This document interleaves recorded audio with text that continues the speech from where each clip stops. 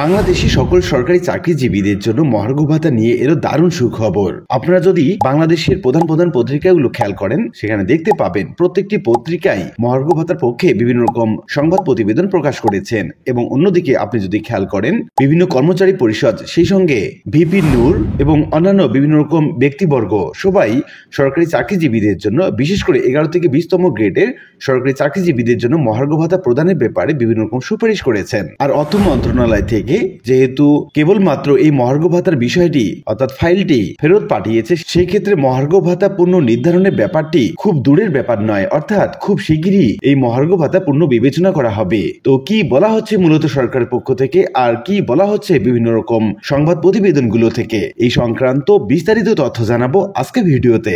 প্রিয় ভিউয়ার্স, আজকে নতুন ভিডিওতে সবাইকে স্বাগত জানাচ্ছি। আপনি যদি আমার চ্যানেলে নতুন হয়ে থাকেন, তাহলে এরকম গুরুত্বপূর্ণ ভিডিওর আপডেট পেতে চ্যানেলটি সাবস্ক্রাইব করে রাখুন। ভালো লাগলে লাইক কমেন্ট করুন, আর সম্পূর্ণ ধারণা পেতে পুরো ভিডিওটি না টেনে দেখুন। তাহলে শুরু করা যাক।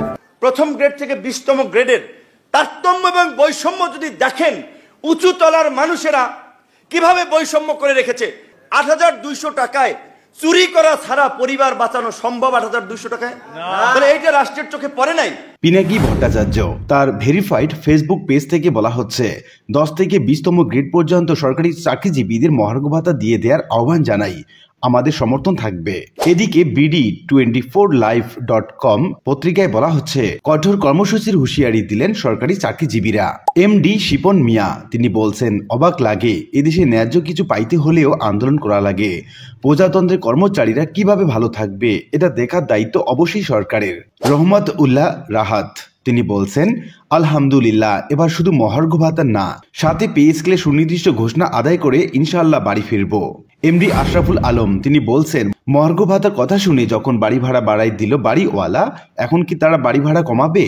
খান মোহাম্মদ শাকিল তিনি বলছেন, মূর্খ আর হিংসুকেরা সরকারি চাকরিজীবী বলতে উপসচিব আর তাদের গাড়ির সুবিধা মনে করে।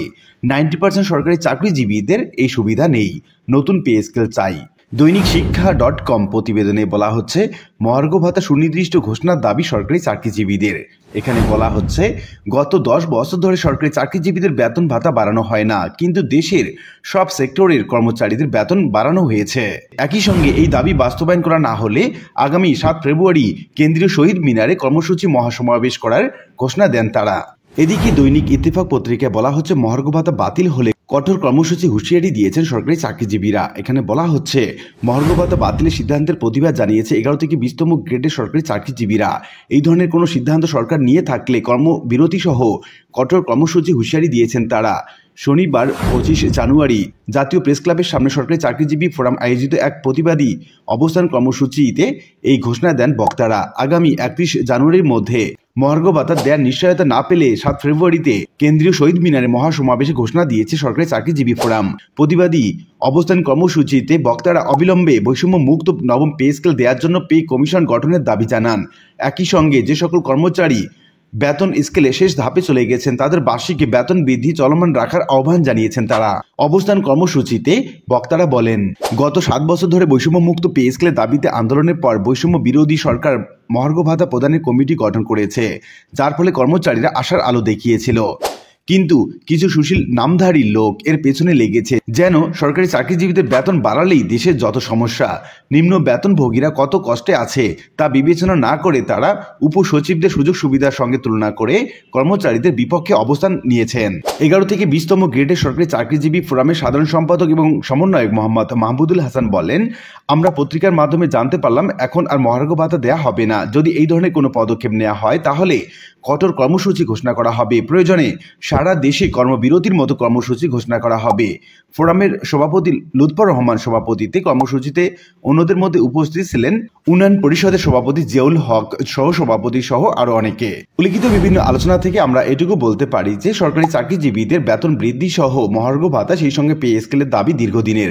নিত্য প্রয়োজনীয় দ্রব্যের বৃদ্ধি পাওয়ার কারণে তাদের জীবনযাত্রা স্থবির হয়ে গেছে। অনেকের ক্ষেত্রে প্রচুর পরিমাণে ঋণ করে তারা জীবনযাপন করছেন, আর এই কারণে মহার্ঘ ভাতা সেই সঙ্গে পে স্কেল হওয়াটা খুব জরুরি হয়ে পড়েছে এবং সরকারের উচিত এই মহার্ঘ ভাতা কিংবা পে স্কেল দেয়া। আশা করি বিষয়টি বুঝতে পেরেছেন। আর আজকের ভিডিওটি এ পর্যন্তই। আশা করি ভিডিওটি আপনাদের ভালো লেগেছে। ভিডিওটি ভালো লাগলে লাইক কমেন্ট করতে ভুলবেন না। দেখা হবে অন্য কোনো ভিডিওতে। সে পর্যন্ত সবাই ভালো থাকবেন। ধন্যবাদ।